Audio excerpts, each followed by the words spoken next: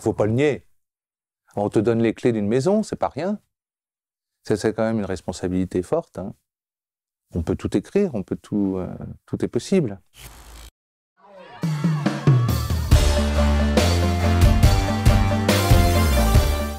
Bah pourquoi? Parce que c'est pas une raison d'ailleurs, mais enfin c'est un magazine que j'achète toutes les semaines depuis que j'ai 18-19 ans, hein, donc ça date. Hein. Et donc c'est une espèce de fidélité que j'ai à ce magazine.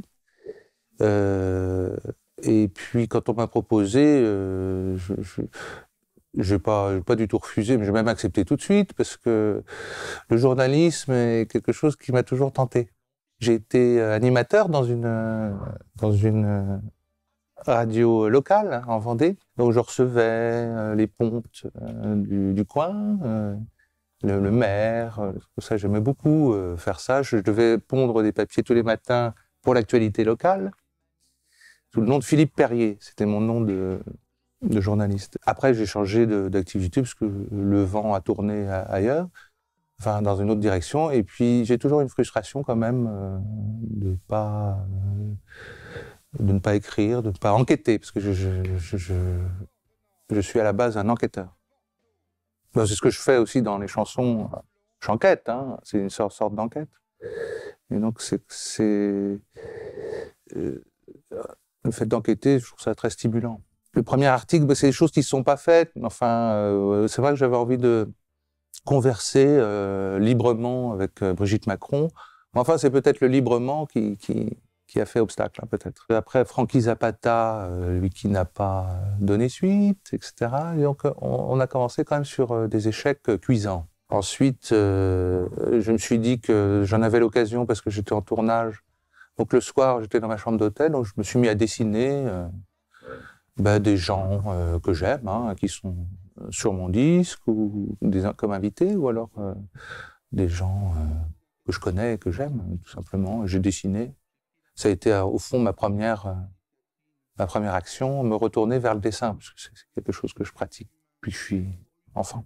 Avant d'acheter le premier Inrecuptible, je dessinais. Donc j'ai dessiné, et puis après, chemin faisant, en conversant avec Franck ou Jean-Marc, on est arrivé à établir ce qu'on appelle le chemin de fer, mettre les wagons les uns après les autres, c'est ça l'idée. Donc ça, j'ai découvert ce que c'est qu'un chemin de fer. Je ne connaissais pas vraiment, je connaissais, comment on appelle, une conférence de rédaction, je ne connaissais pas du tout, ça j'adorais.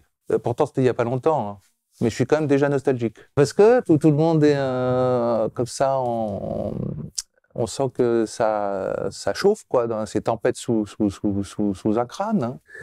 Là, je ne m'attendais pas à ce qu'il y ait autant de personnes. On était peut-être une vingtaine autour de... Puis alors, un public aussi qui était là.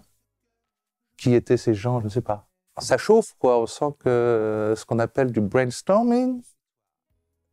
Tempête sous un crâne, en français. Ça m'a d'autant plus que j'étais pas le chef, mais quand même, c'est toujours agréable d'être écouté, entendu, respecté.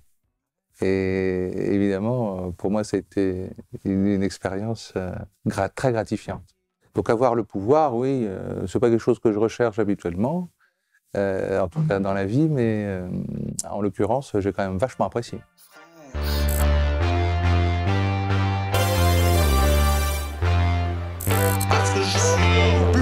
Vous êtes blond.